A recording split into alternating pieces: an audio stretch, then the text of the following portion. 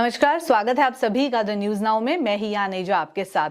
हाल ही में Ironman Kazakhstan का 4th addition हुआ है, जिसमें इंडिया को रिप्रेजेंट किया है हमारे जम्मू से एक व्यक्ति ने, जो इस समय हमारे साथ स्टूडियो में मौजूद हैं। आए आपकी मुलाकात कराते हैं अर्चित पुरी से और इनसे आयरनमैन के बारे में भी जानने की कोशिश करेंगे और इनकी फिटनेस जर्नी के बारे में भी। अर्चित, स्वागत है आपका द न्यूज नाउ में। Thank you and I am honoured कि न्यूज़ नाउ ने मुझे बुलाया, बिकॉज क्या है कि ये बहुत इम्पोर्टेंट है कि लोग जानें कि ये एक स्पोर्ट है क्या, क्योंकि आजकल जितना भी जो भी युवा है वो स्पोर्ट्स के साथ काफ़ी तरीके से एसोसिएटेड, और ये देखा गया है कि स्पोर्ट्स बहुत कुछ सिखाता है लोगों को। एंड सबसे क्या हुआ कि मैंने सडनली ऐसा एक इंसान मिले मुझे जो ट्रायथलॉन, मैंने यूट्यूब पे लोग जाते हैं, टाइम फ्री था, नेटफ्लिक्स सारा कुछ ख़त्म हो गया था, तो यूट्यूब में बोला चलो और भी कुछ देखते हैं, तो ट्रायथलॉन दिखा। सो ट्रायथलॉन होता क्या है? अब ट्रायथलॉन एक ऐसा स्पोर्ट है, एक ओलंपिक स्पोर्ट है, जिसमें स्विमिंग होती है, साइकिलिंग होती है और फिर उसके बाद रनिंग होती है जी। अब मैं साइकिलिंग में घुसा क्योंकि यहाँ पे जम्मू में साइकिलिंग के काफ़ी लोग युवा ज्वाइन हो गए थे, बड़े लोग ऑलरेडी कर रहे थे। और ऐसा था साइकिलिंग में कि मैं जब साइकिल लेने गया, क्योंकि मेरे पास साइकिल थी नहीं, तो पूरे वर्ल्ड में साइकिल्स की शॉर्टेज थी। तो उस टाइम पे कोविड के टाइम, तो चलो सारी दुनिया ही कर रही थी। एंड मैं भी साइकिल लेके आया, काफ़ी एक्सपेंसिव साइकिल रही उस टाइम पे, क्योंकि 10,000 की साइकिल को 20,000 में 50,000 में मिल रही थी। But anyways I got a decent cycle और मैंने साइकिलिंग शुरू कर दी। हम मैम से मैं पहले भी बात कर रहा था इस इंटरव्यू से पहले, तो उन्होंने बताया कि ऑडेक्स फ्रेंच एक स्पोर्ट है। जी बिल्कुल सही बोल रहे हैं, साइकिलिंग एक फ्रेंच स्पोर्ट है। ओके। तो फ्रेंच स्पोर्ट जो है उसमें ना वो पूरी दुनिया में लोगों को प्रमोट करते हैं साइकिलिंग। और मैंने ज्वाइन कर लिया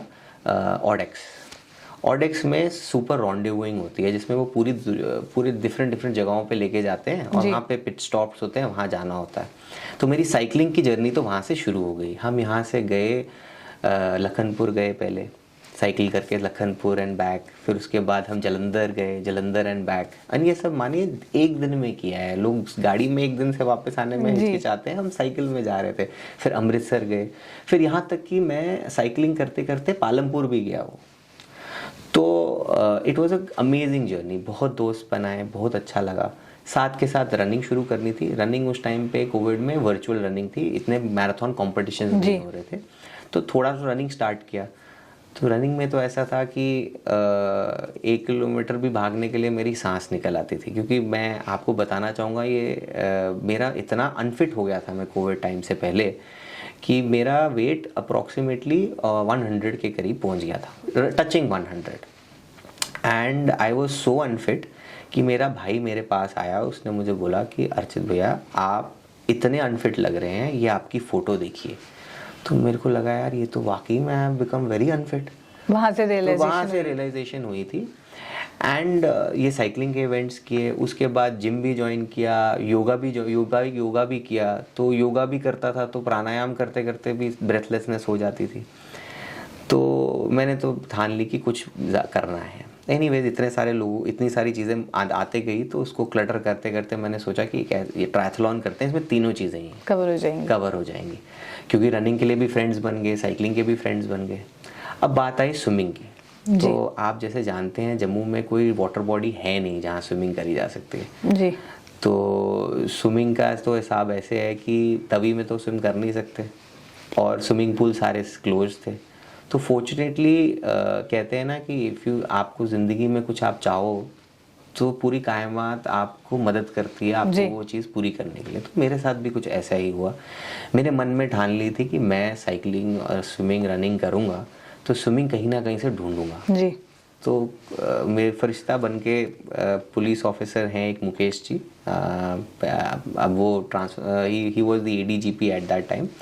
तो अचानक वो मुझे किसी कारण कहीं मिल गए, तो मैंने उनको बोला कि सर ऐसा है कि I would like to do swimming, but मैं स्विमिंग कर नहीं सकता, क्योंकि ना मुझे स्विमिंग आती है करनी जी।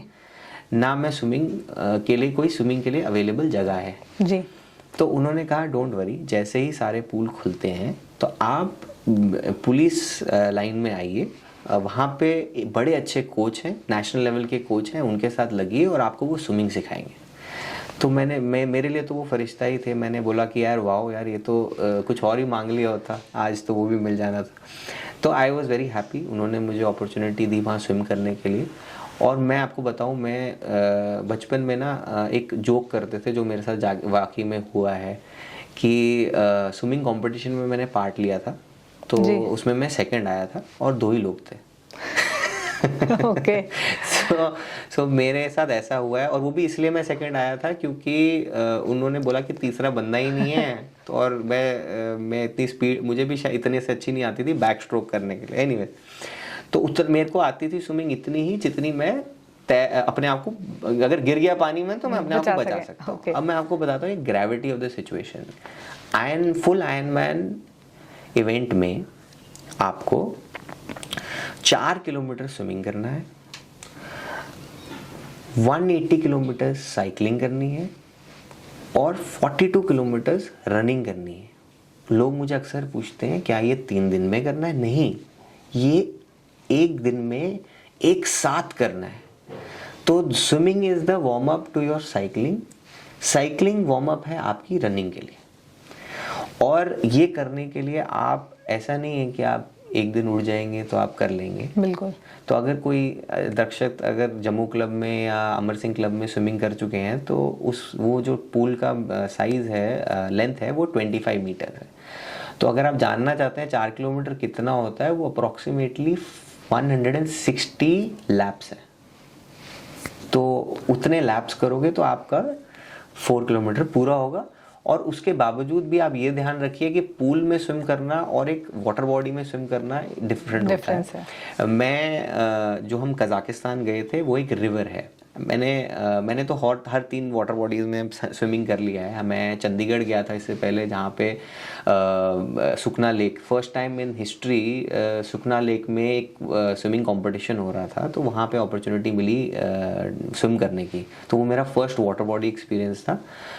We had gone to Sukhna lake to swim. वैसे तो वहाँ डर भी लग रहा था क्योंकि इंडिया में ना वाटर बॉडीज़ इतनी क्लीन नहीं होती, और कई बंदों ने मुझे कहा कि वहाँ पे ना डेड बॉडीज़ हैं, कई बंदों ने कहा मुझे वहाँ पे ना मगरमच्छ हैं, कई बंदों ने कहा कि वहाँ पे तेरे को टाइफाइड हो जाएगा, तू मत जा। मेरे घर वाले भी मेरे उसके अगेंस्ट थे, बट मैंने बोला नहीं, मैं क्या हो जाएगा, अगर वो कंपटीशन कर रहे हैं कुछ तो सोच के ही कर रहे होंगे।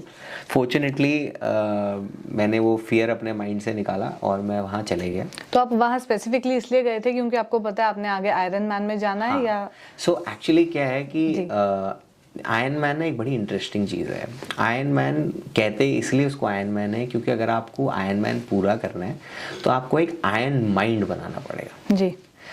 और आयरन माइंड बनने के लिए ना एक्चुअली क्या है कि एक अच्छा बिजनेसमैन बनने के लिए आपको एक अच्छा स्पोर्ट्समैन होना ज़रूरी है जी।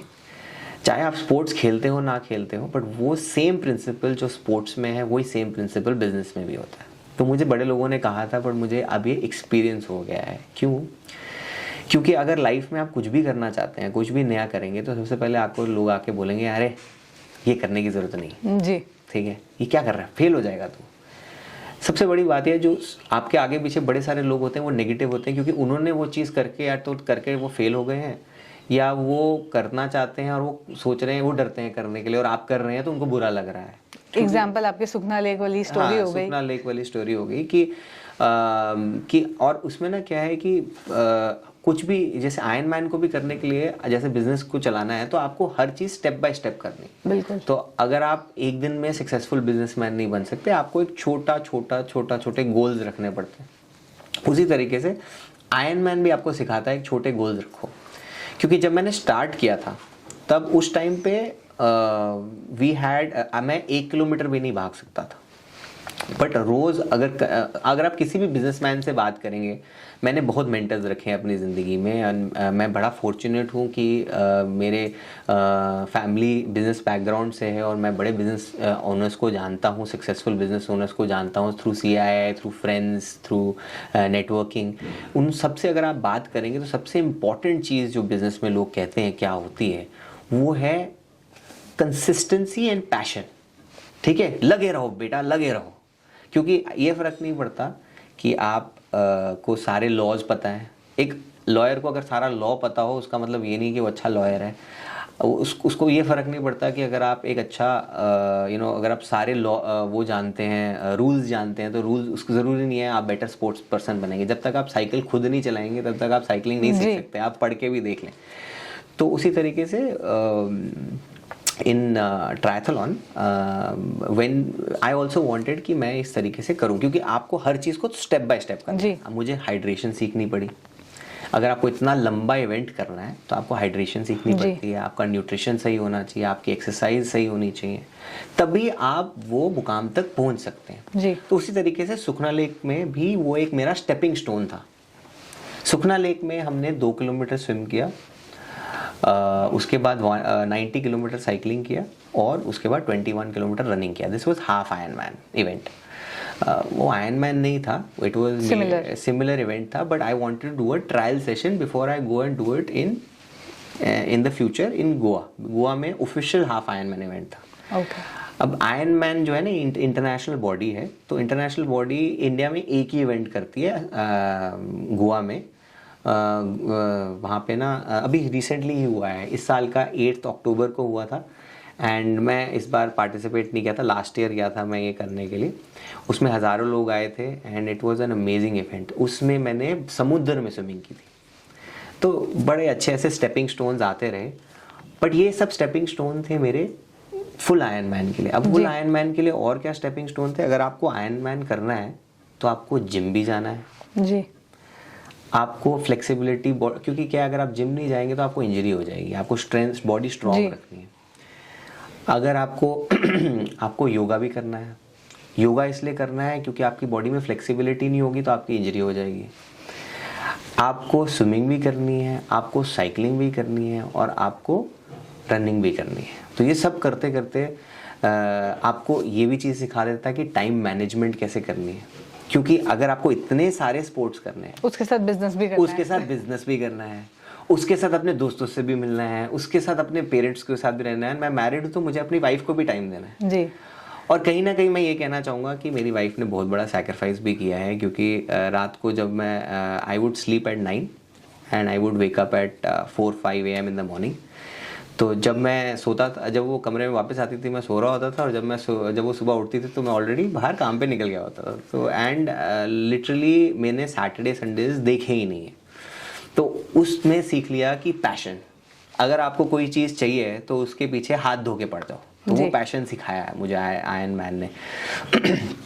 तो जब आप और डिसिप्लिन में क्या है कि इतनी सारी चीज़ें करनी है तो आपको टाइम टेबल बनाना पड़ता है जी, कि मैं कब साइकिलिंग करूँगा, कब रनिंग करूँगा, कब योगा करूँगा, कब जिम करूँगा, कब मैं फिजियो के पास भी जाऊँगा। अब क्योंकि क्या है इतनी ज़्यादा स्पोर्ट्स कर रहे हो तो आपको फिजियो भी जाना पड़ेगा। आपको फिजियो बताएगा कि अच्छा ये आपकी थोड़ी सी मसल लूज हो गई है, थोड़ा सा ट्रेनिंग। अब मैं प्रॉपर प्रोफेशनल एथलीट की तरह अपने आप को समझने लगा था। एनीवेज, तो ये सब चीज़ें सीखने के बाद ये सेम चीज़ अगर आप बिजनेस में भी लगाएंगे तो आप एक सक्सेसफुल बिजनेसमैन बन सकते हैं, क्योंकि आप किसी के पीछे अगर हाथ मुंह धो के पड़ जाएंगे तो वो चीज़ तो होनी है। आप एक बार गिरेंगे, 2 बार गिरेंगे, तीसरी बार आप खुद उठ जाएंगे। और इसमें एक और चीज़ है कि आप अपने आप को सेल्फ मोटिवेटेड रखते हैं। क्या है कि हम लोग कहते हैं यार आज ना मोटिवेशन नहीं है काम करने की।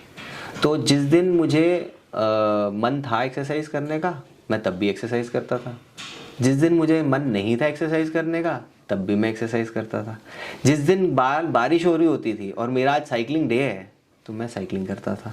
अगर सुबह धूप ज़्यादा निकल गई और क्योंकि मैं लेट हो गया उठने से या किसी कारण मैं फंस गया तो रनिंग करनी है तो रनिंग करता था, चाहे धूप हो ना हो। उससे ये सीखने को मिलता है कि देखो आपका रोज़ काम पे जाने का मन नहीं करेगा, आपको उस कस्टमर से जाके पैसे बिजनेस मांगने का मन नहीं करेगा क्योंकि उसने 4 बार ना कर दी है जी, पर आप वहाँ जाएंगे। यही चीज़ आपको स्पोर्ट्समैनशिप में सिखाता है और इसीलिए लोग आज अपने आप के जैसे विराट कोहली को मेंटोर रखते हैं क्योंकि वो ऐसी बात करता है। एनीवेज, तो आयरनमैन की जर्नी पे वापस आते हैं। So I had motivation to do my work. इतनी सारी सैक्रिफाइसेस की, फाइनली मैं कज़ाकिस्तान पहुंच गया। कज़ाकिस्तान में इसलिए हमने चूज़ किया था जाने के लिए, मैं और मेरे फ्रेंड्स गए थे actually. They were about 4 people from J&K who had gone, me, Aman Gupta, Sawan Nagpal and Sukaran Raj Sharma. मेरे साथ मेरे फ्रेंड्स गए थे, उसमें से मैं और अमन फुल आयरन डिस्टेंस कर रहे थे। और इंडिया में से और भी कोई गया था या आप ही चार थे? सो एक्चुअली क्या है, ये इवेंट इतना क्योंकि इतना डिफिकल्ट है, बड़े सारे लोग इंडिया से नहीं जाते हैं। ये इवेंट पूरी दुनिया में होता है जी। तो इंडिया से बड़े सारे लोग जाते हैं रिप्रेजेंट करने इंडिया को, but at the same time बड़े कम लोग हैं जो उसको पूरा करते हैं, और जो बड़े उससे ही बड़े कम लोग हैं जो जाने के बाद उसको पूरा करते हैं और उनका वो हॉल ऑफ फेम में नाम आता है कि वो आयरन मैन बन चुके हैं। जब मैं वहाँ गया तो उस टाइम डर तो बड़ा लग रहा था, क्योंकि कभी समुद्र में स्विमिंग कर ली थी, लेक में कर ली थी, रिवर में कभी नहीं की थी।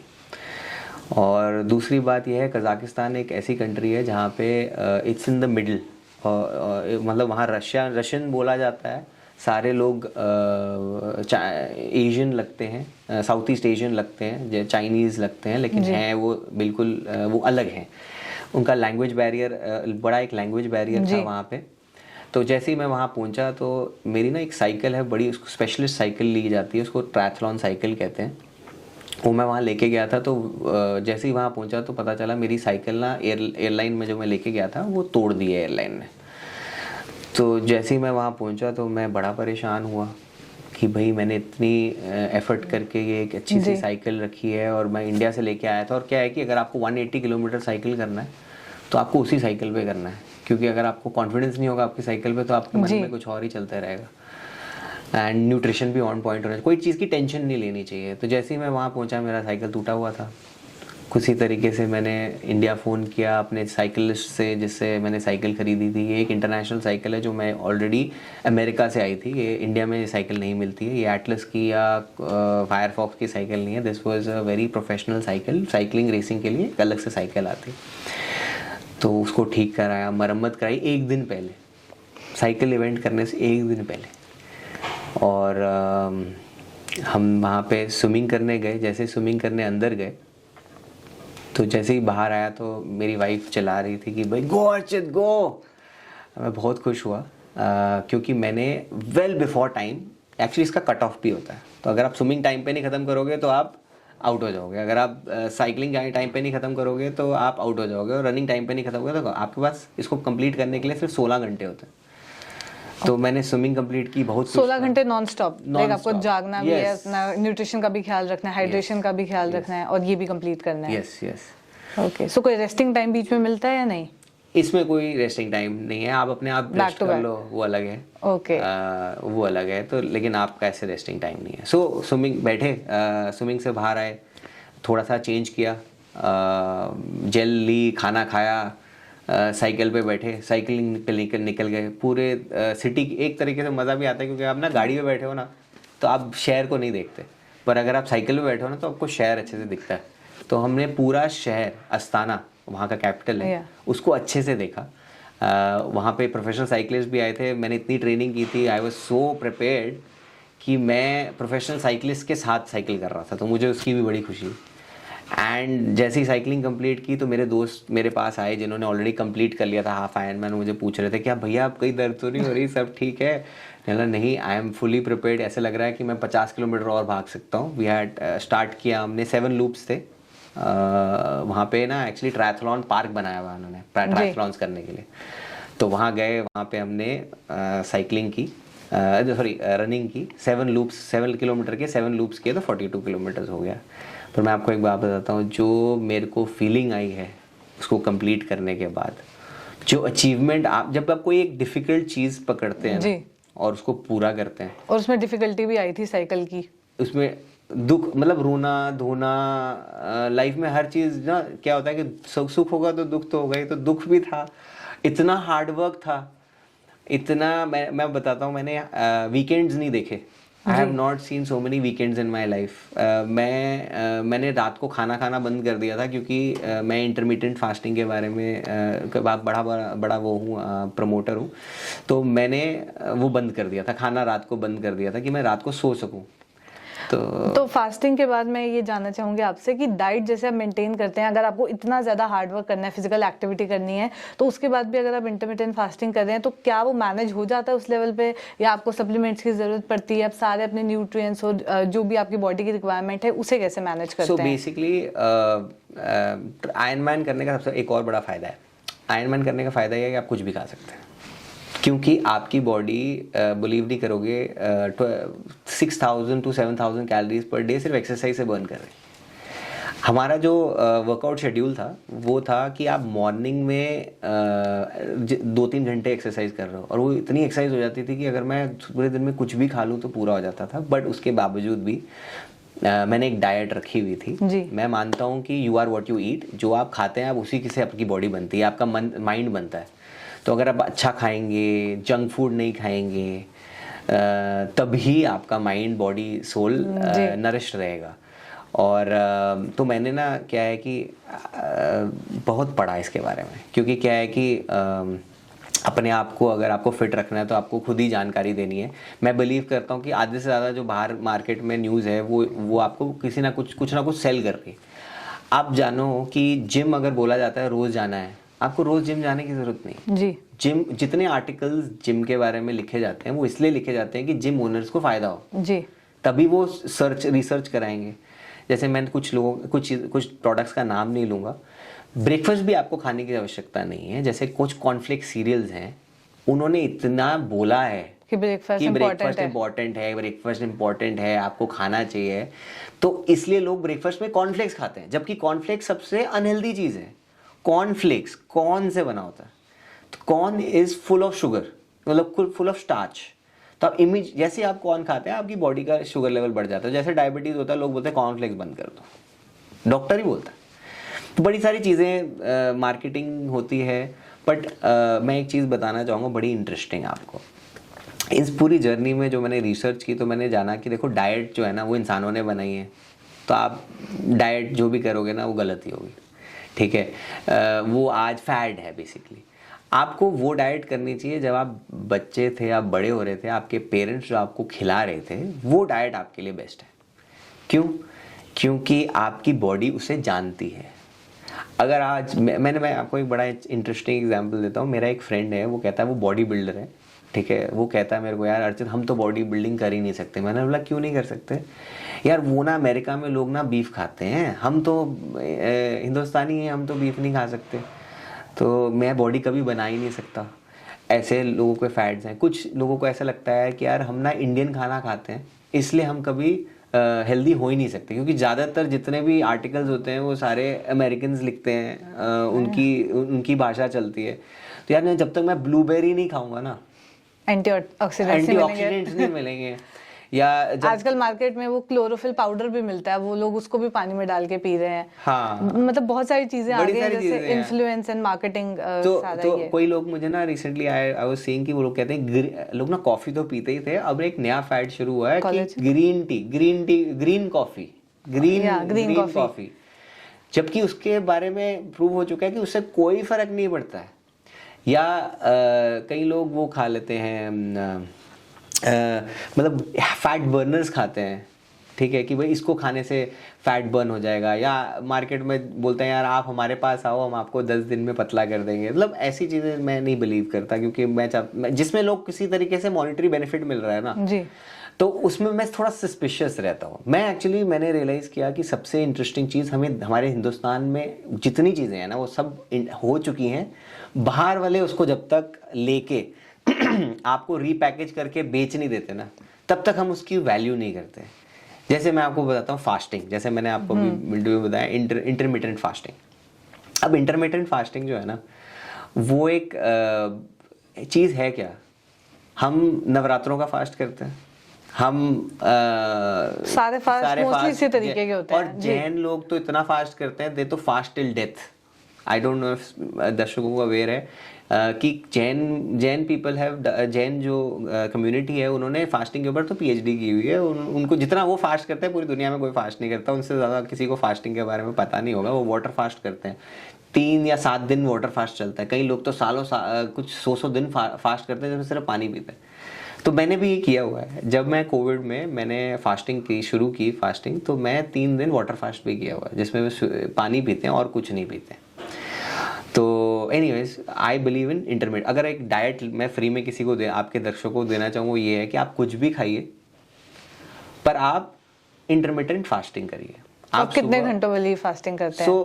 इसमें भी वेरिएशंस हैं? तो इसमें कोई ऐसा नहीं है कि आप घंटे देखो, आप मैं एक चीज़ बताऊँ, लोग रात को सोते हैं ना, तो 9 बजे नॉर्मली 8 o'clock के बाद लोग नहीं खाना चाहिए। तो 8 o'clock अगर मैं मानता हूँ आप 8 o'clock के बाद नहीं खा रहे हैं, तो सुबह आप 8 बजे वापस खाते हैं, तो आपका 12 घंटे का तो फास्ट वैसे ही हो गया। तो आप फास्ट नहीं भी कर सकते तो आप फास्ट कर रहे हैं, ठीक है। तो एक ना किसी ने मुझे कहा था, if you get up fast have breakfast, ठीक है। तो ऐसा है भी, आप खाते हैं तो आपकी बॉडी एक्टिव हो जाती है। कई लोगों को इतनी नींद अपनी पूरी करें कि आपको कॉफ़ी ना पीनी पड़े। पहले तो आप नींद पूरी करें, क्योंकि अगर आपको पतला होना है तो सबसे इम्पोर्टेंट है कि आपकी जितनी बॉडी वेट लूज करती है वो रात को सोने के टाइम ही करती है, वो सुबह उठ के नहीं लूज करती। आप बॉडी जब एक्सरसाइज कर रहे होते हैं तब नहीं फैट लूज हो रहा होता, वो फैट लूज तब लॉस सबसे ज़्यादा तब होता है जब आप सो रहे होते हैं, जब आपकी बॉडी रिकवर कर रही होती है। तो good sleep, eat whatever you want, मतलब whatever you want in question मैं इसलिए बोल रहा हूँ कि इसका मतलब ये नहीं आप जंक फूड खाएं, बिल्कुल, but eat whatever you want, मतलब जो भी आपके घर पे बन रहा है अवेलेबल है आप वो खाइए। अच्छा हेल्दी खाना खाइए जो घर पे बन रहा है।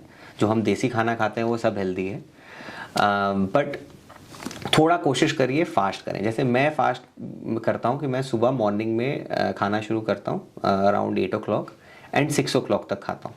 तो हमारे देश में ऑलरेडी ऐसा हो रहा था कि लोग कहते हैं कि सनराइज जब तक है तब तक खाइए, शाम को नहीं खाइए। जैसे जैन हैं वो शाम को नहीं खाते। तो काफ़ी मेरे जैन फ्रेंड कहते हैं तू जैन ही है, हम जैन नहीं है, but any that's a joke. But जो वो जो बातें थी पुराने लोगों की वो सच है। And the other thing I want to दर्शकों को बताना चाहूँगा कि मैं एक बहुत बड़ा वेजिटेरियनिज्म में बिलीव करता हूँ।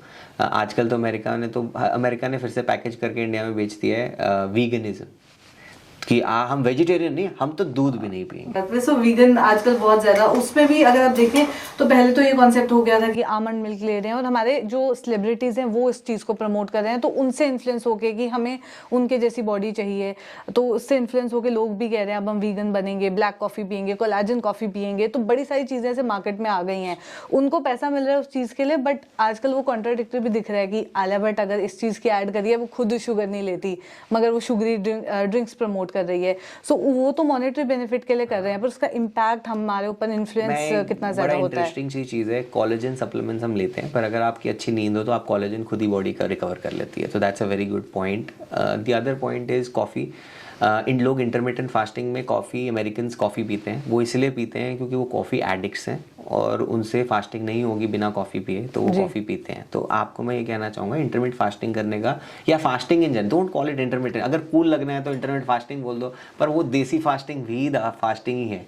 और अगर आप फास्ट करते हैं तो उससे आप ये चीज़ रियलाइज़ करेंगे, आपकी क्रेविंग्स कम हो जाएंगी जी, आपकी जंक फूड खाने का मन नहीं करेगा, आपका शुगर खाने का मन नहीं करेगा, ज़्यादा मसाले वाला फूड खाने का मन नहीं करेगा, आप ज़्यादा हेल्दी फील करने लग जाएंगे, आपकी माइंड ज़्यादा एक्टिव हो जाएगा, आपकी बॉडी ज़्यादा एक्टिव हो जाएगी। हाँ, एक दिन आप स्लगिश फील करेंगे, बट कोई भी चेंज लाने के लिए बॉडी को थोड़ा शॉक देना पड़ता है। जब वो शॉक सूंघ लेती है उसके बाद आप उस लेवल पे पहुंच जाएंगे कि आप और नॉर्मली आप कंटिन्यू कर सकते हैं। सो आपकी नॉर्मल ये जो पूरी जर्नी है कोविड के बाद से स्टार्ट, कोविड टाइम पीरियड में। मैं ये कहना चाहूँगा, हाँ एग्जैक्टली, कोविड अगर आप वो कोविड से पहले वाला अर्चित और अभी वाले अर्चित को कंपेयर करें, उसके बारे में थोड़ा बताएं, how do you feel about that? मैं आपको बताऊं, I feel like a different person. मैंने आपको कहा कि एक बड़ी इंटरेस्टिंग चीज़ है। मैं ना कोविड जब चल रहा था तो क्योंकि फ्री टाइम था, क्योंकि मैं काम से थोड़ा फ्री था, तो आई वेंट टू बोध गया। जैसे मैंने आपको कहा, मैंने हर चीज़ करने की कोशिश की जो लोग कहते थे कि लाइफ चेंजिंग होती है। तो किसी ने मुझे कहा विपस्सना एक life changing experience. I don't know if you know about Vipassana. Meditation. So Vipassana is a life changing experience. I absolutely agree. It's a Buddhist practice. ज़रूरी नहीं है आप वहाँ जाइए, बट इससे आप इंस्पिरेशन ले सकते हैं। तो मैंने बोला कि मैं जाऊँगा, विपस्सना करने जाऊँगा। तो विपस्सना में क्या था कि Bodh Gaya is where lord Buddha got enlightenment. जी। ठीक है। एंड ये बिहार में है, और नॉर्मली आपको उधर जगह नहीं मिलती, क्योंकि पूरे वर्ल्ड जैसे हमारे मुसलमानों के लिए मक्का है, हमारे लिए 7 धाम है, तो बुद्धिस्ट के लिए वहाँ वो एक उनके लिए मक्का है जी। ठीक है। तो लोग सारी दुनिया से आ रहे होते हैं, वहाँ जगह ही नहीं होती, पर कोविड की वजह से क्योंकि बाहर का इंटरनेशनल ट्रैवल नहीं चल रहा था, तो मैंने बोला इट्स अ परफेक्ट अपॉर्चुनिटी, मैं बोध गया चलता हूँ। तो कोविड में जहाँ सारे बोल रहे थे कि हमें लॉसेस हुए, आपको काफी मुझे प्रॉफिट्स हुए। बहुत फायदा हुआ। मैं वहाँ गया, मैंने वहाँ पे 10 डे विपस्सना एक 10 डे रिट्रीट है जहाँ आप कुछ नहीं बोलते, आप किसी से बात नहीं करते, No आप किसी से interaction. आंखों से आंखें नहीं मिलाते, आप सिर्फ सादा खाना खाते हैं 2 वक्त का, कोई रीडिंग मटेरियल अलाउड नहीं है, किसी से बात करना अलाउड नहीं है, फ़ोन नहीं है, सब फ़ोन भी मेरा रख लिया था उन्होंने, और मेरे को सिर्फ बोला था आप एक कमरा दे दिया, उसमें बोला आप यहाँ पे रहेंगे, जाएंगे, सारे दिन मेडिटेशन करेंगे। तो वहाँ से भागने का भी मन करता होगा? ओह आई एक्चुअली जब मैं वहाँ था तो मैं और मेरी वाइफ गए थे, तो हम ऑब्वियसली सेपरेट आश्रम में थे कि वो बॉयज़ गर्ल्स सेपरेट कर देते हैं। तो मुझे तो ऐसे लग रहा था शायद मेरी वाइफ वापस चली गई है, मेरे को वो बता नहीं रहे कि मेरा एक्सपीरियंस ना खराब हो जाए, या और उसको लग रहा था कि मैं भाग गया हूँ और मेरा एक्सपीरियंस ना खराब हो जाए। तो 10 डेज हमने मेडिटेशन की है, सुबह से लेके शाम तक सिर्फ मेडिटेट किया, किसी से बात नहीं किया और कुछ नहीं, and what a different experience. And first 3 days, first day तो चलो पता ही नहीं चलता क्या हो रहा है आपके साथ, थर्ड डे वो सो डिफ़िकल्ट, मुझे ऐसे लग रहा था कि मैं कहीं कहाँ आ गया हूँ, मैं किसी जेल में आ गया हूँ, मुझे यहाँ से निकालो। बट स्ट्रगल करते करते अपने माइंड को हमने स्ट्रॉन्ग किया, और 10th डे जो खुशी मिली है वो इन एक्सपीरियंस है, मतलब it's a life changing experience. I would definitely suggest that everyone should do it at least once in their life. So जब हम हेल्थ फिटनेस इस सब के बारे में बात कर रहे हैं तो जम्मू कश्मीर के बारे में भी बात कर लें। अगर स्पोर्ट्स को लेके स्पेसिफिकली हमारे बहुत सारे ऐसे प्लेयर्स हैं जम्मू कश्मीर से जो नेशनल ने इंटरनेशनल लेवल पे रिप्रेजेंट कर रहे हैं। हाल ही में अनंतनाग के लड़के की सिलेक्शन हुई है ओलंपिक्स में। सो ऐसे बहुत सारे प्लेयर्स हैं जो बहुत अच्छे लेवल पे प्रेजेंट कर रहे हैं पर उनके पास उतने रिसोर्सेज नहीं है। So how do you look at this कि जम्मू कश्मीर में स्पोर्ट्स का इंफ्रास्ट्रक्चर कैसा है स्पेसिफिकली जम्मू? देखो ऐसे है कि there is a big difference from what it was and what it is now. जब शुरू में जब हम स्कूल में थे तब उस टाइम पे तो आई रिमेंबर कि हमने एक इवेंट किया था जिसमें हमने रनिंग में तो एक छोटा सा रनिंग कंपटीशन था 800 मीटर का, कहाँ 42 कहाँ 800, बट 800 मीटर का कंपटीशन था, उसमें मैं फर्स्ट आया था। तो मुझे याद है कि वो कंपटीशन में हमें मेडल ही नहीं मिले क्योंकि उनके पास मेडल्स थे ही नहीं, पर कंपटीशन हो गया था। तो उस सिचुएशन में आज J&K नहीं है। आज बच्चों को काफ़ी फैसिलिटेट किया जा रहा है। जब से इंडिया ओलंपिक्स में गोल्ड मेडल लाना शुरू हुई है तो definitely there has been a lot of change.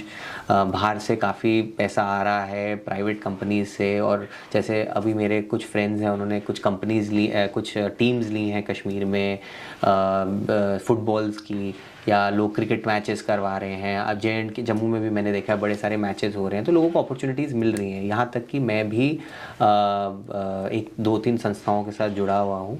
अभी हम एक साइकिलिस्ट एंड रनर्स के लिए, जैसे क्योंकि मैं ट्रायथलॉन कर चुका हूँ तो मैंने उनके लिए एक ऑर्गेनाइजेशन एक इवेंट प्लान किया है। एंड मैं दर्शकों को कहना चाहूँगा कि 29 अक्टूबर को इस महीने एक इवेंट हम कर रहे हैं, उसको हम ड्यूलोथॉन 70.3 कह रहे हैं। अगर आपको आयरन मैन जैसा चैलेंज जैसे कुछ सीखना है तो आपको ज़रूर देखो, अगर जम्मू में कोई चीज़ मिल रही है आपको तो उसको ज़रूर ग्रैब करना चाहिए, क्योंकि जो अपॉर्चुनिटी मिल रही है उसको आप लें। इसमें हम क्या कर रहे हैं, इसमें 3 हमने चीज़ें रखी। इसमें क्योंकि स्विमिंग नहीं हो सकती तो आप रनिंग करते हैं, फिर साइकिलिंग करते हैं, फिर से रनिंग करते हैं।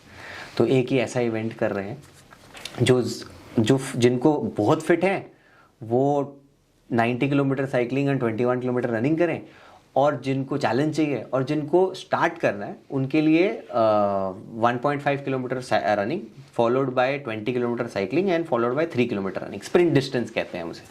तो आप वो ट्राई कर सकते हैं। एंड उसके अलावा भी मैं एक कलारू पेट, या कई लोग इंडिया में उसे कलारी पट्टू कहते हैं, उसके साथ उस संस्था के साथ जुड़ा हुआ हूँ। उसकी एक J&K में हमने ऑर्गेनाइजेशन बनाई है जिसमें हम इस स्पोर्ट को प्रमोट कर रहे हैं, जिसका मैं वाइस प्रेसिडेंट हूँ। और मैं बताना चाहूँगा it's a old form of martial arts, जिसमें 3000 ईयर ओल्ड मार्शल आर्ट्स है ये, और कहते हैं it's mother of all martial arts. चाहे आप कुंग फू जो चाइना इतना बोलता है कि भाई हम पूरी दुनिया में सबसे अमेजिंग है मार्शल आर्ट्स में, पर बोला जाए तो वो हमारे कलारुपेट के क्या है कि योगा जो योगीज थे उनको ये मार्शल आर्ट सेल्फ डिफेंस के लिए सिखाया जाता था जी। वो प्रैक्टिस करते थे, फिर वो चाइना चले गए। तो उनका नाम था बोधि धर्मा, और ये माना जाता है कि मैं काफ़ी चाइनीज़ लोगों के साथ हम काम करते भी हैं तो वो भी एग्री करता है, तो national it's a local knowledge थे। तो बोधि धर्मा वहाँ गए, उन्होंने वहाँ पे लोगों को कलारुपेट सिखाया जो ट्रांसफॉर्म होके कुंग फू बन गया, and that martial arts is now available in J&K। So what I am trying to say is कि युवा को ये पता होना चाहिए कि अगर आप कुछ करना चाहें तो अब बहुत अपॉर्चुनिटीज हैं जी। और हम कलारुपेट के लिए भी कॉम्पिटिशन्स करवा रहे हैं, तो अगर कोई है तो पीपल कैन कॉन्टैक्ट मी और the organization and they can start doing this work. ठीक है, इसी के साथ इस कॉन्वर्सेशन को ख़त्म करते हैं। हमारे व्यूअर्स के लिए कोई मैसेज? मैं लास्ट में ये कहना चाहूँगा, stay healthy, stay fit and best of luck. बहुत बहुत शुक्रिया हमारे साथ ज्वाइन करने के लिए अर्चित। तो ये थे अर्चित पुरी हमारे साथ। ऐसे और कॉन्वर्सेशंस लेके फिर मुलाकात करूंगी। अभी के लिए दीजिए इजाज़त, नमस्कार।